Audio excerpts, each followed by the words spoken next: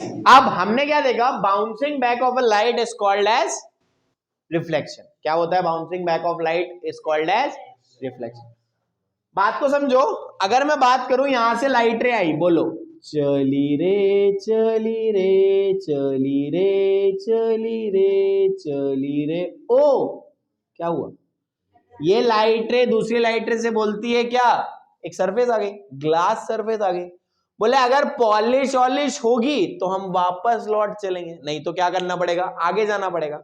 बोले अगर पॉलिश वॉलिश हो, ये है पॉलिश का साइन, बोले अगर पॉलिश वॉलिश हो तो क्या करें, लौट चले, वापस लौट चले।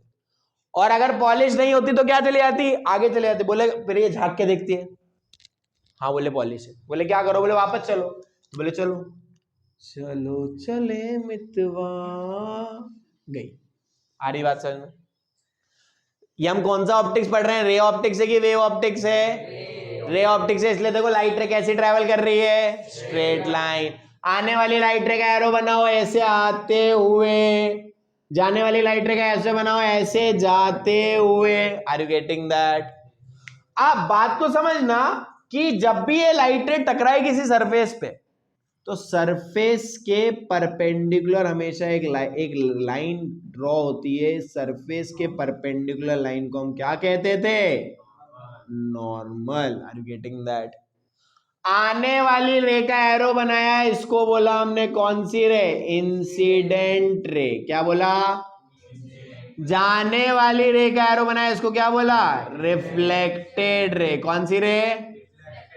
आने वाली का और नॉर्मल के बीच का जो एंगल बन रहा है, इसको बोला एंगल ऑफ इंसिडेंट। क्या बोला इसको हमने, एंगल ऑफ इंसिडेंट। और जाने वाली और नॉर्मल के बीच का जो एंगल बन रहा है, उसको क्या बोला, angle of reflection. Are you getting that? अरे बात समझ में आ रही है? अब बात को समझो, रिफ्लेक्शन होता कैसे है। बेटा लाइट बंद करना एक मिनट। देखो अगर मैं बात करूं, देखो रिफ्लेक्शन कैसे हो रहा है। ये है आपके पास एक मिरर, ये क्या है, एक, इस मिरर की खास बात यह है कि ये पीछे से पॉलिश है, तभी तो आपकी शक्ल दिख पा रही है इसमें, देख लो दिख पा रही है। अब देखो लाइट रे कैसी होती है, ये लाइट रे, अब मैं इधर करके बताता हूं, ठीक है? अभी इस पे कुछ भी दिख रहा है क्या, नहीं। लाइट ये रही जो कि उधर आपके तरफ आ रही है, आपकी तरफ आ रही है। देखो अब क्या होता है, what is the process of what, process of reflection. Reflection क्या बोलता है, bouncing back of light, bouncing back of light. देखो ये मैंने लगाया मिरर, देखो दिख गया, आ गया। अरे बात समझ में आ रही है? देखो अगर मैं, ये इंसिडेंट रे हो गई, ये जो हाथ में फोन है ये क्या हो गई, इंसिडेंट रे। जो इमेज बन रही है, ये जो हिल रही है, हिला रहा हूं, दिख रही है, ये क्या हो गई, रिफ्लेक्टेड रे। अब देखो अगर मैं इसका एंगल हिला दूं, अगर मैं इसका एंगल हिला दूं तो इसका भी एंगल हिल रहा है। देखो इंसिडेंट रे, अगर फोन हिला रहा हूं, फोन हिला रहा हूं तो देखो रिफ्लेक्टेड रे भी हिल रही है। अरे आर यू गेटिंग दैट? तो जितना एंगल ऑफ इंसिडेंट रहेगा उतना ही एंगल ऑफ रिफ्लेक्शन रहेगा। Are you getting it? अब अगर यही चीज प्लेन सरफेस होती, ये देखो ये जो है ये ग्लास है, नॉर्मल ग्लास है, पॉलिश ग्लास है क्या, नहीं। अब इसके अंदर से अगर मैं लाइट रे निकालूं तो ये आर पार हो रही है, देखो ये आर पार हो रही है, ये हो जाएगी आर पार। पीछे देखो कोई भी रिफ्लेक्शन आ रहा है क्या, नहीं। अच्छा ये देखो, ये आर पार होते हुए दिखाता हूं, ये लाइट रे आ रही है, समझ में आ रहा है? अब अगर ये लाइट रे आ रही है, ये देखो ये आर पार हो गई, कोई भी रिफ्लेक्शन का फिनोमेना हो पा रहा है क्या, नहीं, क्योंकि ये कैसी सरफेस नहीं है, पॉलिश सरफेस। तो रिफ्लेक्शन कैसे हो रहा है, पॉलिश सरफेस से। एक बात समझ में आई? अरे बात समझ में आई? अपने कोर्स में सिर्फ पॉलिश सरफेस से रिफ्लेक्शन करना है अपने को, ऐसे तो फिर पानी में भी इंसान अपनी शक्ल देख लेता है। अरे बात समझ में आ रही है? पानी में भी इंसान अपनी शक्ल देख लेता है, बट अभी नहीं, अभी अपने को जो अपने कोर्स में है उसके हिसाब से अपन करते हैं। तो अब अगर अपन ने देखा क्या कि bouncing back of a light from a polish surface called as what, reflection. Bouncing back of a light from a polish surface called as reflection. इसको एंगल ऑफ इंसिडेंस बोला, इसको एंगल ऑफ रिफ्लेक्शन बोला। दो law होते हैं, क्या होते हैं, दो लॉ। तो लॉज ऑफ रिफ्लेक्शन अगर अपन देखेंगे, क्या देखेंगे, laws of reflection. Laws of reflection क्या होता है, लॉज ऑफ रिफ्लेक्शन होता है, पहला, एंगल ऑफ इंसिडेंट जो रहेगा हमेशा किसके बराबर रहेगा, एंगल ऑफ रिफ्लेक्शन, मतलब जितने एंगल से इंसिडेंट रहेगी उतने से क्या होगी, रिफ्लेक्टेड रह जाएगी। पहली बात। दूसरी बात समझते हैं, जो इंसिडेंट रे होता है, जो इंसिडेंट रे होता है, रिफ्लेक्टेड रे होती है और नॉर्मल, क्या बोला मैंने, इंसिडेंट रे, रिफ्लेक्टेड रे और normal, all lies in a same plane, all lies in a same plane. Are you getting that?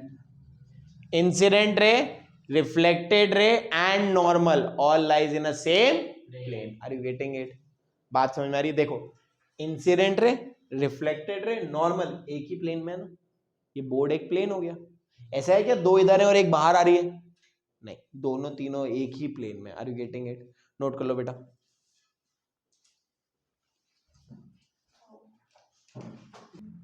चलो, बात समझ में आ रही है? ये हो गया रिफ्लेक्शन। अगर अपन इसमें ही देखें तो रिफ्लेक्शन बेसिकली दो सरफेस से होता है, एक होता है रेगुलर रिफ्लेक्शन और एक होता है इररेगुलर रिफ्लेक्शन। रेगुलर रिफ्लेक्शन जो होता है, रेगुलर रिफ्लेक्शन बेसिकली होता है प्लेन सरफेस से। रेगुलर रिफ्लेक्शन कैसे होता है? प्लेन सरफेस से अगर कोई भी रिफ्लेक्शन हो रहा है तो वो सब क्या कहलाएंगे? Regular reflection. Are you getting that? और जो इररेगुलर रिफ्लेक्शन होता है वो होता है डिफ्यूज्ड सरफेस से। किससे होता है बेटा वो? डिफ्यूज्ड सरफेस से। डिफ्यूज सरफेस का मतलब कैसा है? वो ऊपर खाबर ऐसे ऊंची नीचे सरफेस होती है। अच्छा, रिफ्लेक्शन उसी कंडीशन में होगा जब क्या होगा? पॉलिश। Very good. रिफ्लेक्शन उसी कंडीशन में होगा जब क्या होगा? पॉलिश। तो ये एक और टाइप का रिफ्लेक्शन होता है, इसको बोलते हैं डिफ्यूज रिफ्लेक्शन। ज्यादा ऐसा कोई बहुत ज्यादा एग्जाम्स में आया नहीं है, इसलिए मैं ज्यादा पढ़ा नहीं रहा हूं उसके बारे में। ठीक है, अगर किसी को लगे तो मेरे को बता देना, I have a difference, I can just give it to you. ठीक है, तो ड्रॉप अ कमेंट बिलो। आ रही क्या बात समझ में? अच्छा, अब आगे बात करते हैं। इसके बाद जो हमारा इंपॉर्टेंट चीज है वो है mirror. What do you mean by mirror? Anyone? Mirror क्या होता है? कांच। Very good. और कुछ? कांच के अलावा आईना। और क्या? और कुछ दिख रहा है आईने में? शीशा। और what do you mean by mirror? जिसमें अपनी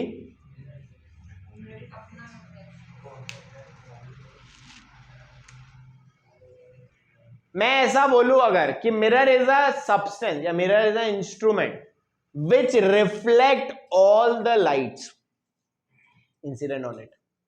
हाँ या ना? क्या बोला मैंने? Mirror is a instrument which reflect all the light that incident on it. Hindi में बताता हूं, मिरर वो एक सब्सटेंस है या वो एक इंस्ट्रूमेंट है जिसपे कोई भी लाइट डालो तो वो टकरा के क्या हो जाएगी? वापस आ जाएगी। मगर शर्त क्या है? उसको एक तरफ से कैसा होना पड़ेगा? पॉलिश। एक तरफ से कैसा होना पड़ेगा? ये जो है ये ग्लास है, ये जो है वो क्या है? ये क्या बन गया? मिरर। क्योंकि मिरर को एक तरफ से कैसा होना पड़ेगा? पॉलिश होना पड़ेगा। Are you getting that? तो मिरर की अगर डेफिनेशन लिखना है तो a device which reflect, a device which reflect all the rays incident on it. A device which reflect all the rays incident on it. Mirror generally क्या होता है? Mirror are generally polished from one side, या silver coated हो जाते हैं। Polish हो जाते हैं या तो कैसे रहते हैं? सिल्वर कोटेड रहते हैं। Are you getting it?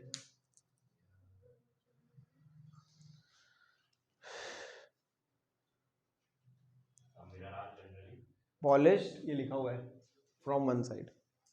अब